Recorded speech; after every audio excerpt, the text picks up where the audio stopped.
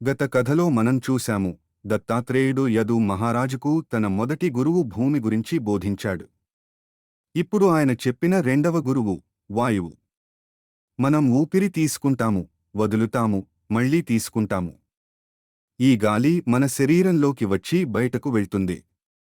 మన చుట్టూ గాలి తిరుగుతోంది, చెట్లను ఊపుతోంది, మేఘాలను తోస్తోంది.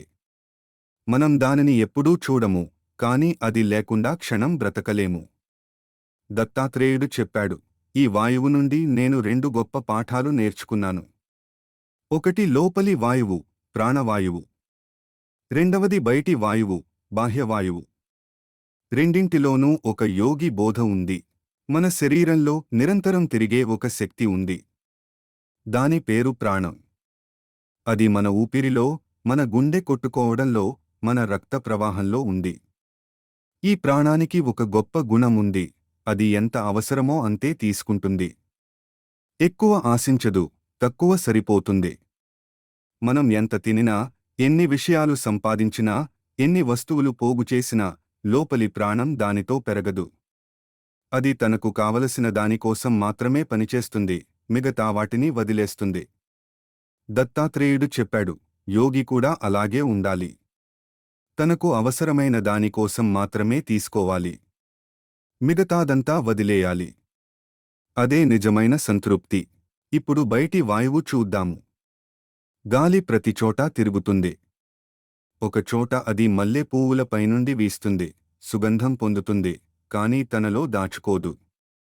మరో చోట అది మురికి కుప్ప పైనుండి వీస్తుంది, దుర్వాసన తాకుతుంది, కాని తన స్వభావం మార్చుకోదు. ఒకచోట ఎండ, మరో చోట చల్లదనం. ఒకచోట పూదోట, మరో చోట శ్మశానం. గాలి అన్నింటి గుండా వెడుతుంది, కాని ఏ ఒక్కదానిలోనూ ఆగదు, ఏ ఒక్కదానితోనూ అంటిపెట్టుకోదు. తనుగానే ఉంటుంది. ఇదే గాలి యొక్క మహాబోధ. దత్తాత్రేయుడు చెప్పాడు, ఒక యోగి, ఒక సాధకుడు ఈ ప్రపంచంలో గాలిలాగా తిరగాలి.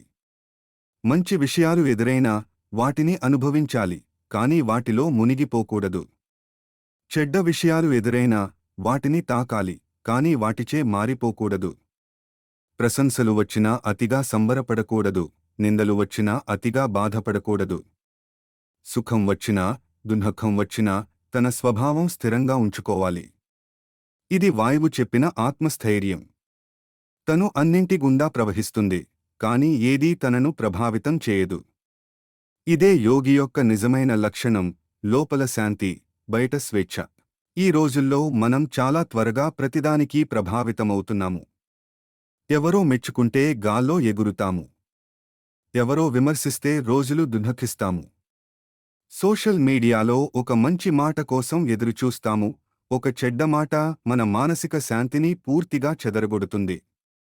మన లోపలి ప్రాణం మనకు చెప్తోంది, నీకు అవసరమైనది తీసుకో, మిగతాది వదిలేయి. బయటి వాయువు మనకు చెప్తోంది, అన్నింటి గుండా వెళ్ళు, దేనిచేత పట్టుబడకు. నీ స్వభావం నీ చేతిలో మాత్రమే ఉంచుకో.